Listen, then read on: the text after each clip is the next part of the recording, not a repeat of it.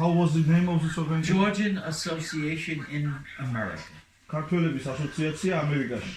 ისეთი ჯერ კიდე რამ 50 This is like when 1965, 66. 1965-66 წელს.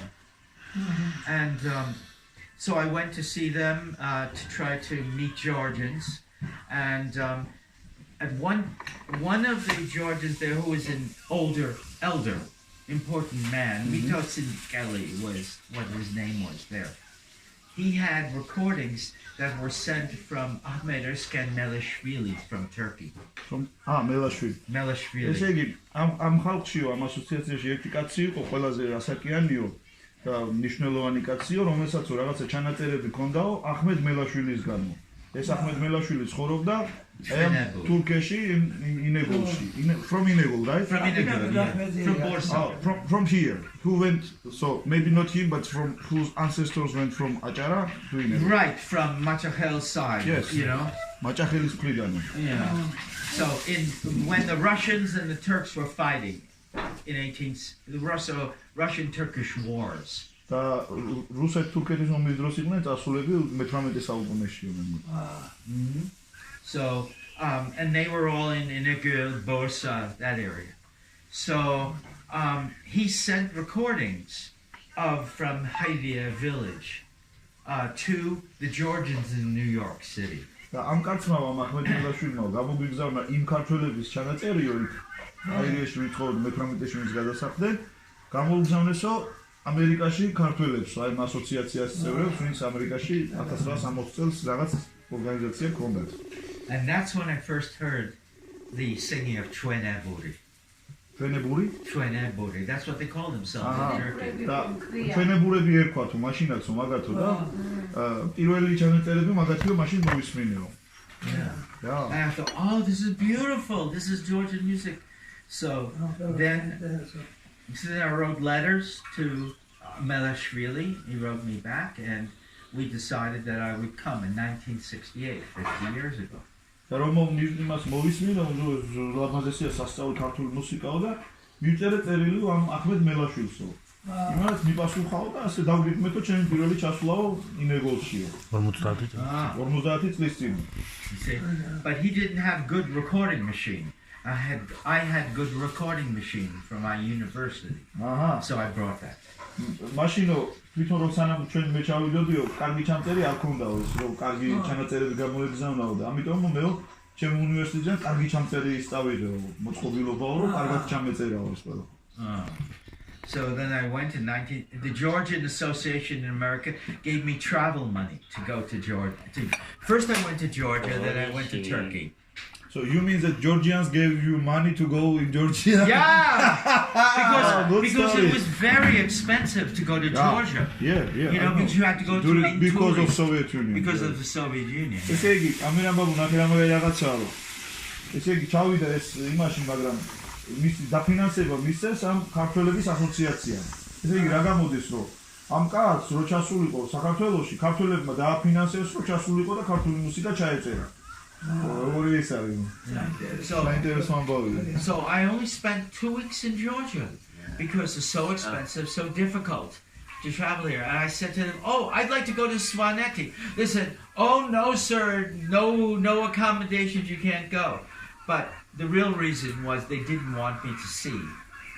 მე ორი კვირა ვიყავი საქართველოში, მაგრამ ძალიან ძვირი და ძალიან ძნელი იყო ყველაფერი. მაგალითად მე მინდოდაო წასულიყავი სვანეთშიო და მითხრეს რომ არაო ვერ წახვალ სვანეთში, იმიტომ რომ ვერსად ვერ დარჩები, ვერსად ვერ მაგრამ რეალურად მიზეზი იყო რომ არ უნდათო რომ მე ბევრგანესე მე მეგზავრო მithumetes სვანეთში და ესეთ მხარეებში. So I went.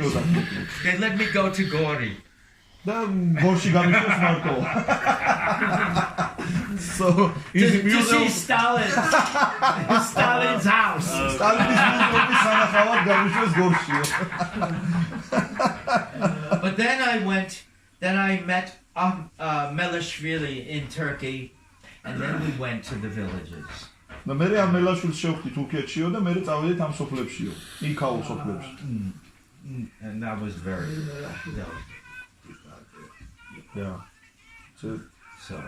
Yeah. So then I made the recordings, And then later, I went up to Artvin.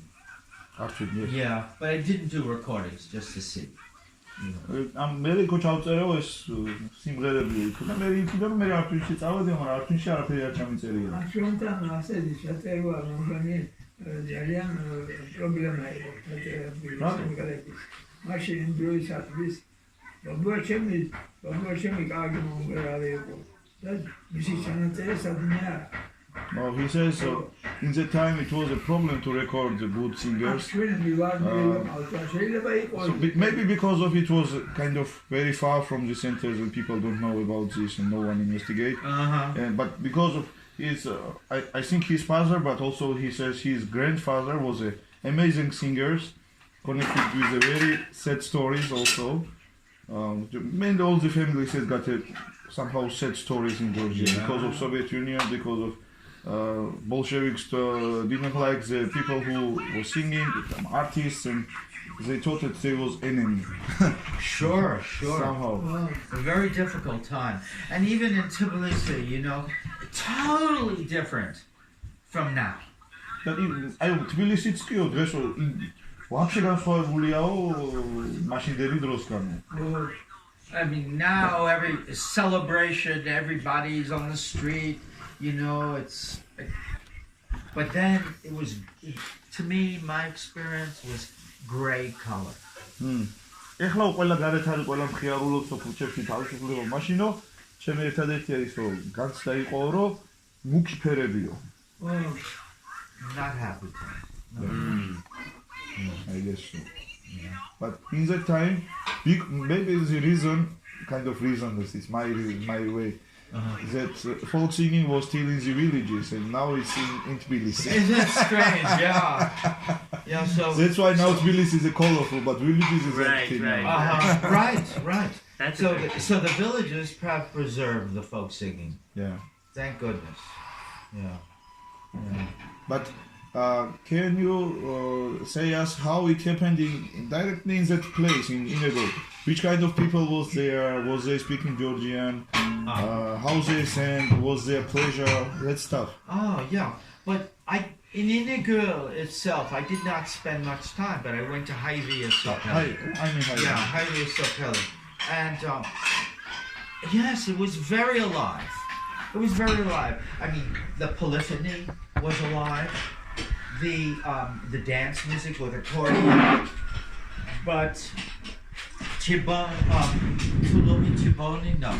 Because why? Because before I got there, the rats ate the chiboni. Rat ate the chiboni. And they had only one chiboni. They only one chiboni player.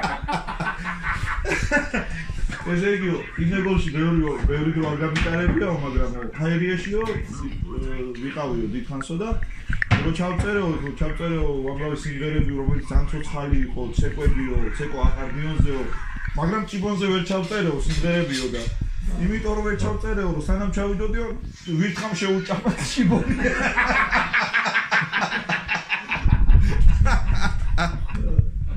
So I was very sad, you know. Because I could not record Chiboni. But in Bursa, they had Artvin, Bursa, Kartuli Ekibi. Eki, what? Ensemble. Bursashio, Artvinshio, Kondato Kartuli ensemble. And they played Chiboni. That's it. You so then you had recordings? I had recordings on my. So that was 1968. Yeah, but in 1972 I made an LP recording. LP recording? Vinyl, you know.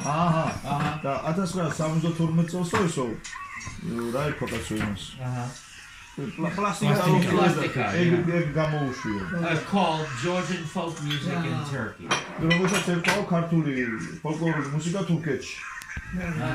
And so I put the Artvin Chiboni, I put the Haivia, a polyphony, and also Hemshin Chiboni.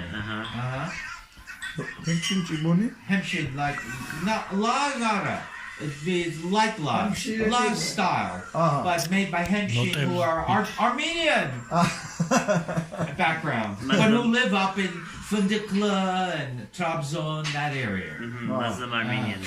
I'm this too. შევიყვანეო ქართული სიმღერები ჰაირიედანო, ასევე შევიყვანეო არტინში დაკრული ჭიბონი, როგორც პოლიფონია და კიდე რაღაცა ჭიბონიო, რომელიც ვერ გავიგე ხო ზუსტად, ცოტა ნოტებიანი ანუ ცოტა სომხური გავლენაც ქონდაო. Same style. რაღაცა იგივენაერიო რა, როგორც So I came from America to Istanbul by airplane. First day I'm in Istanbul, I open the window in my hotel and I hear, you know, and I thought, oh, I have to find this. Who's playing this? Okay. ესეო, პირველი დღე რომ ჩამოვფრინდიო, ამერიკიდან კიდევ სტამბულში ჩავფრინდიო და პირველ დღეს იქ ვიყავდო და გავაღე ფანჯარაო და ეს გავიგონეო რა. How it was? Yeah. Well, you know. Yes.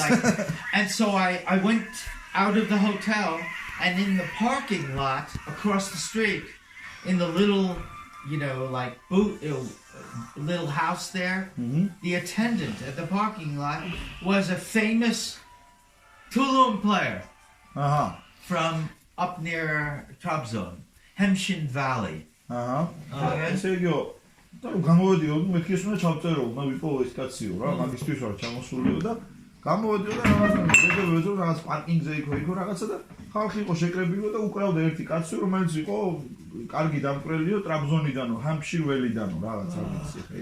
So I recorded that and put that on the plastic.